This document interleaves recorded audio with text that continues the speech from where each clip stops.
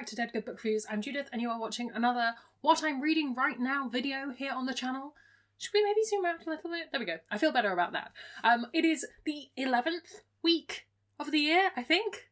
Probably. I've already lost count. It's fine. Let's not worry too much about it. And I want to talk to you about what I finished since last time we spoke, what I'm currently reading, and what I'm going to be reading next, as well as new releases stuff somewhere in the mix, and maybe some books that I might have purchased. Ooh. Without further ado, let's just go with it. First up, I finished Borderline by Michelle Baker. This is the first book in the Arcadia Project trilogy. I believe it's currently a trilogy. I'm not sure if there are more books planned. This, I haven't actually rated. I had generally very positive feelings about this book. I don't think I would have picked it up were it not for Space Sirens. I think I said that last week, but I enjoyed it. Paranormal stuff is not always my thing, but I think that's just because I haven't read that much of it, and I need someone else to be like, this one is good. And then I will read it, so as always, hit me up with those recommendations. In this we follow a main character who has borderline personality disorder and gets involved with the Arcadia Project, which is a project which... Is it a spoiler? I don't think it's a spoiler. I'm pretty sure it's just like part of it. It ends up being... They're kind of like a liaison between the Fae and Hollywood, sort of. I don't think I can describe it particularly well. I suspect Kayla could do a better job than I could, but... I thought it was good. I thought it was very heavy. Content warnings do apply. But the flip side of that is it feels very honest, and it feels not heavy in the sense of being like, oh my goodness, this book is so difficult to get through. Oh, my emotions, oh, my feelings. But just heavy topics are discussed. The actual book itself is like a mystery, crime, kind of, I don't want to say fun, because that paints a probably incorrect picture, but like, it is sort of fun as a story, and I liked that, and I think I will probably carry on with the series, which I wasn't thinking would happen when I first thought about picking this up, so I'm excited to do that.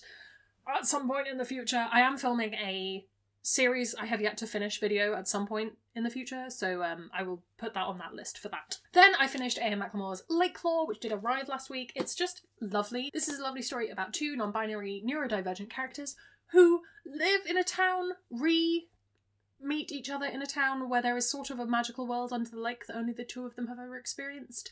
I have a full review coming out for this in a couple of weeks. It's either next week or the week after, so I won't talk about it too much here, but I did very much enjoy this. I ended up giving this 4 stars. I will also talk more about this in my conclusion of my Anna Marie McLemore project, so you can enjoy that then. But I have finished it. It was a good time. Oh no, I don't own that book. That's why. I was like, where is my copy of this? No, I own it digitally. Then I did my reread, a very long-awaited reread. It's been several years since I read Reign of the Fallen by Sarah Glenn Marsh. This is bisexual necromancers. That's what this is. We have our main character who is a necromancer who opens the book. She is resurrecting the king, and this is a world where very little has changed in this kingdom for centuries because the dead just continue being brought back to life by necromancers. It was sort of it's generally thought of as a positive thing. The book discusses the benefits and cons of that, shall we say. Odessa, I believe is her name, because my brain will not remember it. If it's not Odessa, I will let you know.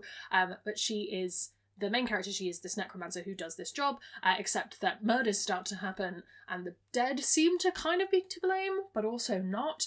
And it was a really fun YA time. I was really worried rereading it that I would have a negative experience with it because it's been so long since I'd read it. But actually, this is the kind of YA that I really like, and it held up for me. I'm excited to read the second one. I'm hoping it doesn't have YA's second book difficulties. It is the one of the 2 books that I own physically. It's in fact here. Song of the Dead. But I can't remember anything that happens in this, so we'll see. I think some aspects of the romance might not be some people's cup of tea, but it's sort of dealing with grief in a complicated way, and I like that the book just kind of goes, look, this is complicated, sometimes attraction is complicated, we're telling this story. And you're very welcome to feel kind of weird about that. I personally was like, I can see how this happened, and I accept it. After that, I read The Membranes. I've been talking about reading this for ages, it feels like. This is Jen the Librarian, who I will link below, is running a full year of LGBTQ plus fiction in translation, and I've said to myself, I'm going to read the ones that are speculative. So I read this. This originally came out in 96, I believe? 95. I do apologise. So it is in the mid-90s. The author is Taiwanese, and it's fascinating. It's not very long. It's about 150 pages, and it's about Momo, who is a dermal technician. So she does skin treatments, and she's very, very isolated. and she had surgery at a young age, and it's so hard to describe the plot of this book without giving away the important parts that you sort of need to experience for yourself. And it's sort of Momo reflecting on childhood and on memories and on the world that they live in, because all of humanity now lives under the sea in these big domes, and it's really fascinating. I really like it as a book from the past imagining the future. So I think we're in like I can't remember the year that it's set in, but basically everyone has gone underwater because the ozone layer went away and everyone was getting burned on the surface, so they've all gone underground. Not underground, underwater. There's just really interesting attitudes towards queerness. There's really interesting technologies around and such, and it's really stuck with me. Admittedly, I only finished it a couple of days ago, but it was really interesting to read. And the translator's note at the end that kind of talks through some of the theories about the book and some of the discussion topics around the book I found really helpful. So yeah, I would absolutely recommend reading this if you like that kind of, not even uncomfortable sci-fi, though elements of it were uncomfortable, but just a different feeling sci-fi book, at least for me. I really, really enjoyed it, and it's not super long, so you could probably finish it very quickly.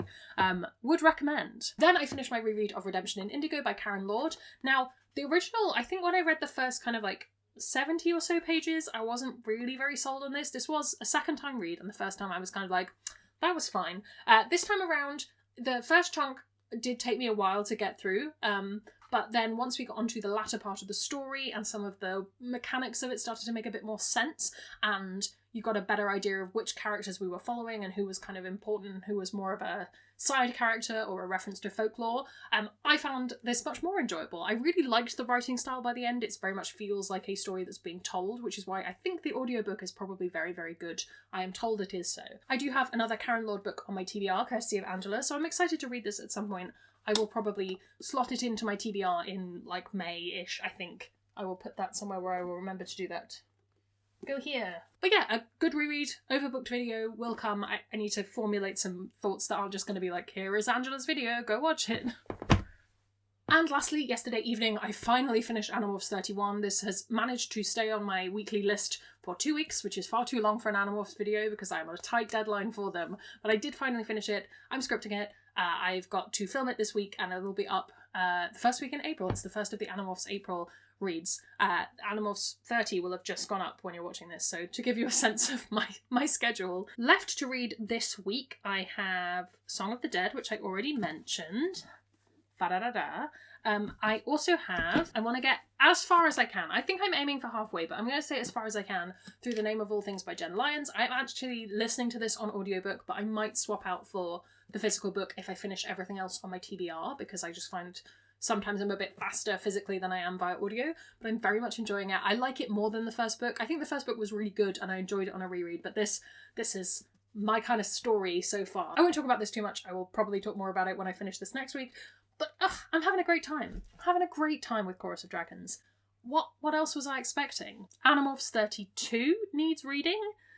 Yay. I'm probably going to try and read that next, I think, so that it can be done, because I think I keep thinking, oh, I'll leave Animorphs to the weekend, and then I never get to it. And also The Bone Orchard, which I have started. I've read maybe the first 10 pages or so of The Bone Orchard, and it is very good so far. There have been ghosts, there have been vague sort of sex worker ghosts. I'm not 100% sure what's going on, but I like the writing style of those first 10 pages that I have read. I'll let you know more next week. I think that's all I want to say on what's coming up, because a lot of stuff is continuing over. I did pick up 2 books at the weekend, one of which you already know about because I talked about it last week. This is my finished copy. I do have the ARC copy somewhere near me. Where did I put it? I put it here. This is V. Schwab's Gallant, and it's got these gorgeous stenciled edges, which are very, very beautiful, and nice art on the inside. Look at this end pages. And it's got a skeletal hand, so I figure I'll like it at least a little bit. This I have on my schedule actually for next week, so it's not super long. I'm excited to get to it. We'll see how that goes. I might do a dedicated review for it. I might not. It probably depends how much I like it or dislike it. I also picked up a copy of A Far Wilder Magic by Alison Saft. This was on my radar from doing all my new releases stuff. I just fell in love with the cover. I really like these colours, and I didn't realise it was foiled, which is really good fun. I don't know if you can see that, but it is foiled. This is one with an alchemist and some sort of contest, a sharpshooter and an alchemist, which just sounds like something I really want to read. So I have also put this in my schedule, but I don't think I've put it in for a few weeks. That's in April, so we will come on to this. I'm trying to do this new thing where when I buy a book, I put it onto my reading schedule, because I think otherwise I'm just going to keep buying things and never telling myself when to read them, and everything just gets filled up with like NetGalley and other stuff. Whereas I would like to read the books that I buy in a timely manner. So maybe when I do my full physical TBR video, which is also coming in a few weeks, we will put some stuff into the schedule so I can get my life together. Maybe. Oh, new releases. We haven't done those yet, have we? Oh, there's only one, and it's Pennyblade, which was my first DNF of the year because I just didn't get on with the writing style at all. So if you have the exact opposite reading tastes to me, Pennyblade is now out. I think that's everything we needed to cover this week. What have you been up to? What have you been reading? Let me know down in the comments below. I'm excited. I am getting more on top of my video creating schedule, so I have a bit more time to do the social aspect of this, which is why I do it in the first place. While you're down there commenting, if you haven't already, please do subscribe. It makes me feel loved and appreciated. And will it make me hit 1,700 subscribers? Maybe. You could be one of those people. How exciting for you. You can also follow me on social media. Come hang out on Discord where we have a wonderful chill time talking about books. Nothing makes me feel more loved and appreciated than my patrons over on Patreon. If you would like to join their number, that's linked below as well. Thank you so much for watching. That's all from me, and I will see you in the next one. There's gonna be some bloopers now. I should probably have got this up beforehand. Every time. I have too many stacks of books and nothing's in the right order. Oh, I have put that book somewhere else. Oh, it's here. Oh, thank you, Past Lead.